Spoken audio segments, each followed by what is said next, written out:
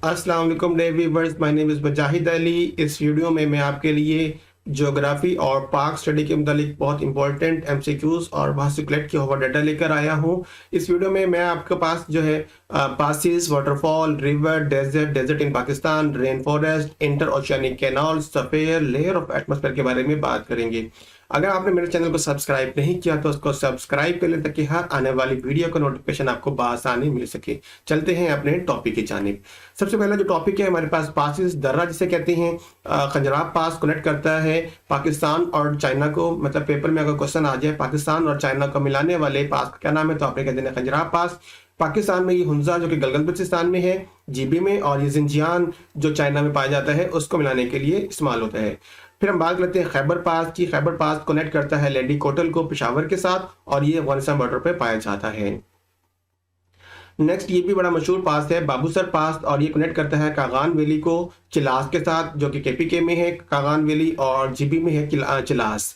फिर अब आगे जो है बोलान पास, ये सिब्बी को कोयटा के साथ मिलाता है। लोहारी पास कनेक्ट करता है चित्राल को दीर के साथ। शानदर पास कनेक्ट करता है गजर को चित्राल केपीके में, और कोहाट पास कनेक्ट करता है कोहाट को पेशावर के साथ। और ये पेपर में कोई क्वेश्चन कई बार रिपीट हुआ है गोमल पास के बारे में कि पाकिस्तान और अफगानिस्तान को मिलाने वाले पास का नाम क्या है, गोमल पास। पाकिस्तान में साउथ वजीरिस्तान को अफगानिस्तान के साथ मिलाता है।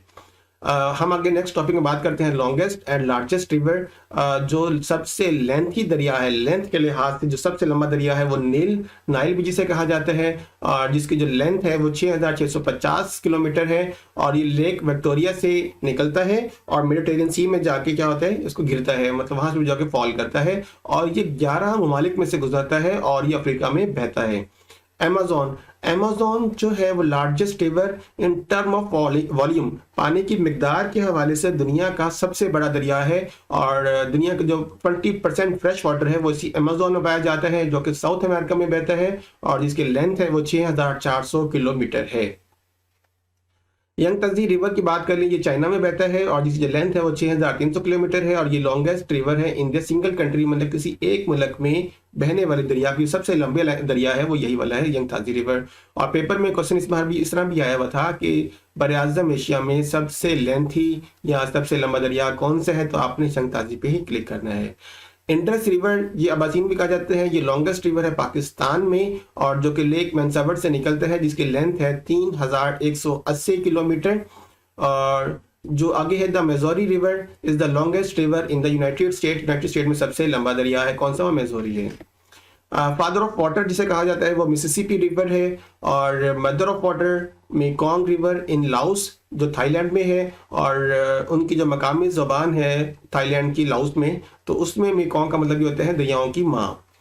येलो रिवर जो है वो चाइना में बहता है, और वोल्गा रिवर ये लॉन्गेस्ट रिवर है यूरोप का, और ये मतलब यूरोप का सबसे लंबा दरिया है, और ये साथ साथ रशिया का भी सबसे लेंथी दरिया है।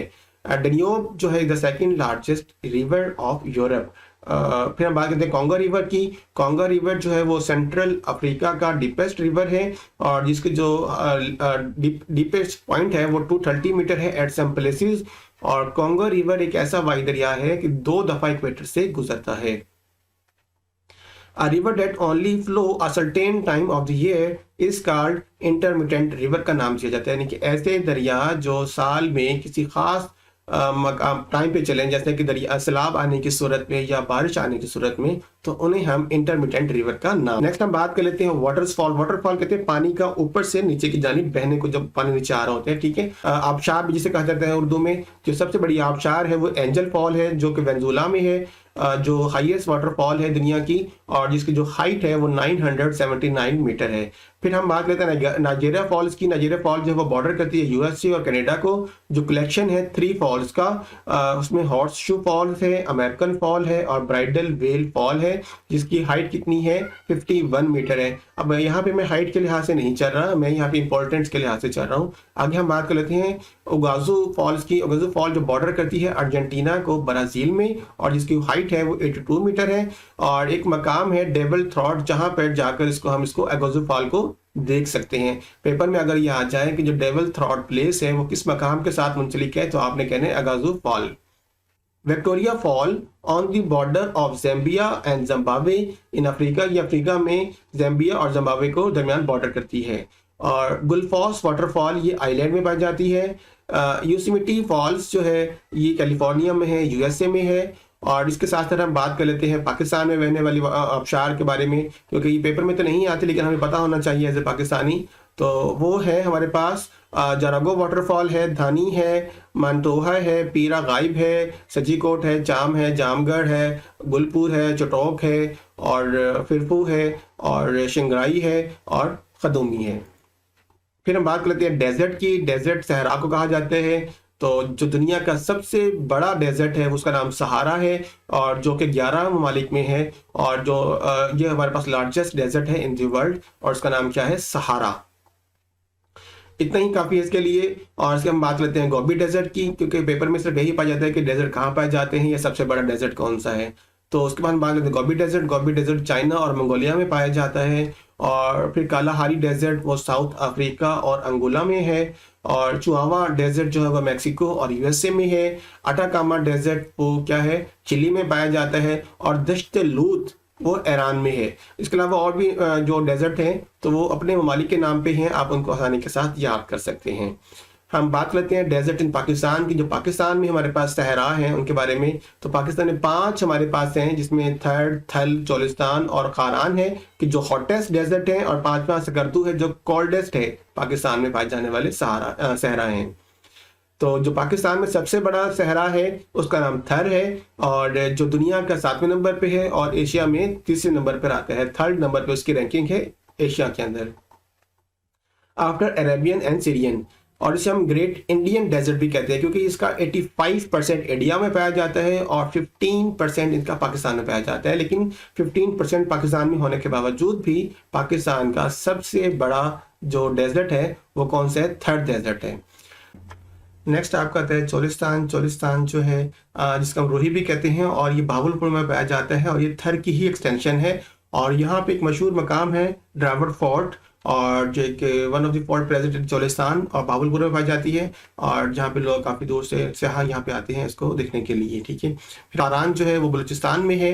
खारान इस जो है ये वही जगह है एटम बम जहाँ पे टेस्टिंग की गई थी 28 मई को चागी के माउंटेन के ऊपर, जी खान ख्वाशाब मियाँ वाली में। उसे हम थल कहते हैं। ठीक है। अक्सर स्टूडेंट यहाँ पे गलती कर जाते हैं थर और थल में। थर बड़ा है और जबकि थल छोटे वाला है। ठीक है। नेक्स्ट है inter oceanic canals. Inter oceanic canals क्या करती है हमारे पास कि 2 पानियों को मिलाने वाली नहर को इंटर ओशियानिक कैनाल का नाम दिया जाता है। तो हमें 2 ही है हमारे पास, एक सुएज कैनाल और एक है पनामा कैनाल। पहले हम बात करते हैं सुएज कैनाल के बारे में। ये अटलांटिक ओशन को मिलाती है इंडियन ओशन के साथ, या मेडिटेरियन सी को रेड सी के साथ इजिप्ट में मिलाती है। फिर हम बात करते हैं पनामा कैनाल के बारे में। पनामा कैनाल कनेक्ट करती है आपको अटलांटिक ओशन को पैसिफिक ओशन के साथ। ये नजर भी आ रहा होगा आपको कि यहाँ पे अटलांटिक ओशन है और यहाँ पे पैसिफिक ओशन, इन दोनों को मिलाने के लिए जो नहर है उसे हम क्या कहते हैं, पनामा कैनाल के बारे में नाम देते हैं। ठीक है। फिर आगे नेक्स्ट हमारे पास है स्फेयर। स्फेयर कहते हैं तह को, तो मतलब जमीन के गिर्द जो तहें होती हैं उसको हम स्फेयर कहते हैं। तो सबसे पहले जो हमारे पास है वो एटमॉस्फेयर है। इसको हम आगे फर्दर डिटेल से भी पढ़ेंगे, जिसको हम जो है ना एरोस्फेयर भी कहते हैं, या गैस ऑफ इन सर्कल अर्थ भी कहा जाता है। नेक्स्ट है हमारे पास हाइड्रोस्फेयर। हाइड्रोस्फेयर कहते हैं पानी की तह को, यानी कि जमीन के अंदर वो जहाँ पे पानी पाया जाता है। फिर लिथोस्फेयर। लिथोस्फेयर कहते हैं रॉक ऑन अर्थ के, जहाँ पर जमीन पे रॉक पाई जाती है अर्थ पर। ठीक है। फिर हम बात करते हैं बायोस्फीयर, जहाँ पे अर्थ का वो हिस्सा जहाँ पे जिंदगी पाई जाती है। फिर है कारमान लाइन। कारमान लाइन के बॉर्डर ऑफ अर्थ और स्पेस, यानी कि बॉर्डर जो बनाती है, ये बॉर्डर बनाती है कौन, कारमान लाइन, किस चीज के दरमियान में, अर्थ और स्पेस के दरमियान में। नेक्स्ट बात टॉपिक है लेयर ऑफ एटमॉस्फेयर। एटमॉस्फेयर की जो लेयर है वो कौन सी है, वो 5 है हमारे पास। सबसे पहले है ट्रोपोस्फेयर, फिर है स्ट्रेटोस्फेयर, फिर मेसोस्फेयर, और फिर थर्मोस्फेयर है, और एक्सोस्फेयर है। तो हम सबको डिटेल के साथ पढ़ लेते हैं। सबसे पहले है ट्रोपोस्फेयर। ट्रोपोस्फेयर क्या है कि जिसमें हम रहते हैं, जो हमारे इर्द गिर्द हवा और ये जो मतलब माहौल पाया जाता है, इसका हम लोएस्ट, सबसे लोएस्ट है। और यहाँ पे जब टेम्परेचर जो है वो डिक्रीज होता है विद अल्टीट्यूड, जैसे जैसे हम ऊंचाई की जानिब जाते हैं, पहाड़ी पे जाते हैं, तो जो टेम्परेचर है वो कम होता जाता है। और ये डेंसेस्ट है, मतलब यहाँ पे जो डेंसिटी है वो बहुत ज़्यादा है। और वेदर जो है यहाँ पे जितने भी मौसमाती तब्दीलियाँ होती हैं वो सारी सारी यहाँ पाई जाती हैं। और ये मोस्ट वाटर वेपर यहाँ पे वाटर वेपर जो होते हैं आबी बुखारात बहुत ज़्यादा पाए जाते हैं। और जो 80% है एटमॉस्फेयर का वो ट्रोपोस्फेयर ही कंप्लीट करती है। और यहाँ पे कैम्बोलिमस क्लाउड भी पाए जाते हैं। फिर आगे स्ट्रेटोस्फेयर, यहाँ पे ओजोन लेयर है और तो कोई खास बात नहीं है, लेकिन ओजोन लेयर ऐसी लेयर होती है जमीन के इर्द गिर्द एक ऐसी तय है जो सूरज से आने वाली अल्ट्रा वायलेट रेस को हमारे पास नहीं पहुंचने देती। और यहाँ पे टेम्परेचर काफी हाई होता है और इसको हम नेरिकस क्लाउड भी वहां पे पाए जाते हैं। फिर मेसोस्फेयर ये थर्ड लेयर है और यहाँ पे नॉक्टिलुसेंट क्लाउड पाए जाते हैं। फिर हम बात कर लेते हैं आगे थर्मोस्फेयर की। थर्मोस्फेयर को हम क्या कहते हैं, अरोरा बोरोसिलिस से, ठीक है। और ये अरोरा ऑस्ट्रेल के साथ क्या करती है, मिलाती है, मतलब यहाँ पे। और आपने देखा होगा कि हमारे नॉर्थ की जानिब रोशनी नजर आ रही होती है, तो ये उसी वजह से नजर आ रही होती है। और यहाँ पे ही ISS इंटरनेशनल जो स्पेस स्टेशन है वो यहाँ पाया जाता है। और जो सैटेलाइट हमारे जितने भी होते हैं, जो हम जैसे कि गूगल का है या जोग्राफिया के हवाले से या हम वेदर फोरकास्टिंग के हवाले से या कोई भी जो हम सैटेलाइट छोड़ते हैं वो सारे सारे इसी स्फीयर में ही छोड़े जाते हैं। एक्सोस्फीयर क्या होती है, ये आउटर मोस्ट स्फीयर है जहाँ से इसके बाद आगे स्पेस शुरू हो जाती है, ये मर्ज करती है स्पेस के साथ। ये आपको नजर भी आ रहा होगा कि ट्रोपोस्फेयर आगे जिसमें हमारा माहौल इर्द गिर्द का नजर आ रहा होता है, ठीक है। और हम पाए जाते हैं जहाँ पे, और जिसकी ऊंचाई है वो 0 से लेकर 12 से 18 किलोमीटर है। फिर स्ट्रेटोस्फेयर आ जाती है, फिर मेसोस्फेयर है और थर्मोस्फेयर है, और ये एक्सोस्फेयर भी नजर आ रही है, ठीक है। यहाँ पे आपको टेम्परेचर भी नजर आ रहा है कम होता हुआ।